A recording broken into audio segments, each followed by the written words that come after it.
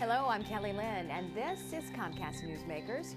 Joining me at this hour is Amy Comstock.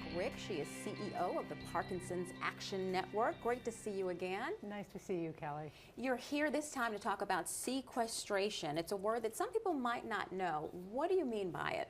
Sequestration is the term that's not used for anything else. It's the term used for the agreement that was reached a little over a year ago. If you recall the deficit reduction crisis we had in the summer of 2011, the agreement was reached that if Congress couldn't come up with a deficit reduction plan that they passed into law by January 2nd of 2013, so 2 or 3 months from now, that automatic across-the-board cuts would be taken in all non-defense discretionary of the government. Across-the-board cuts of 8.2% would be taken, and all programs arbitrarily. For a long time, it looked like that was really far away, but January 2nd is coming, and we're nervous about the impact that these arbitrary, not necessarily common sense cuts will have. Tell me about the impact, the possible impact of that. How would it affect you and what you do? It would affect the Parkinson's community significantly because we depend so much on research, federal government funded research, particularly at the National Institutes of Health, but also the medical research programs in defense, which would be subject to these cuts. If these cuts go through, then the National Institutes of Health would have to cut $2.5 billion worth of research, which is actually more than the Neurological Institute alone funds. That's a tremendous amount of research. And biomedical research, I understand cuts need to be made, everyone does, but they should be done thoughtfully and program by program. Biomedical research is not something like a water faucet that you can just turn on and off. If research programs are cut, bright ideas that were on the road to discovery, long-term research projects can be ended, and possible discoveries are just halted, and that's too scary for people in this country who depend on that research for hope.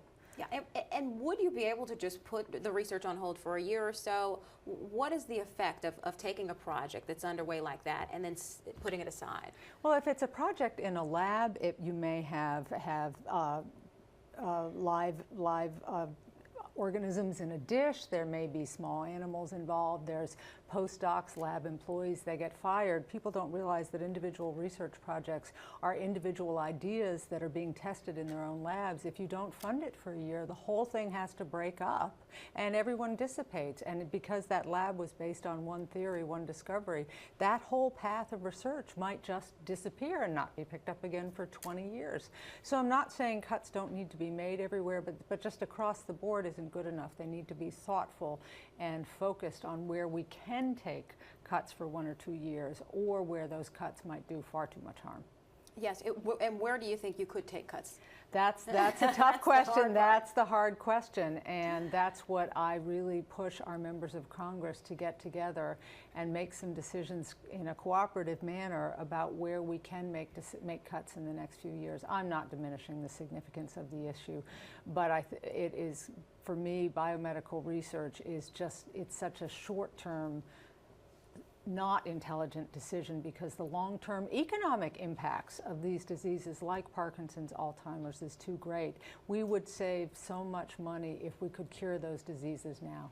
Very quickly, what can people do to get involved? Go to the website? They can go to our PAN website, www.parkinsonsaction.org, or they can call their own member of Congress and protect biomedical research. All right, Amy Comstock, thanks again for coming in. Thank you. And we thank you very much for watching Comcast Newsmakers. If you'd like more information about activities happening in your community, go to Comcast On Demand and click Get Local.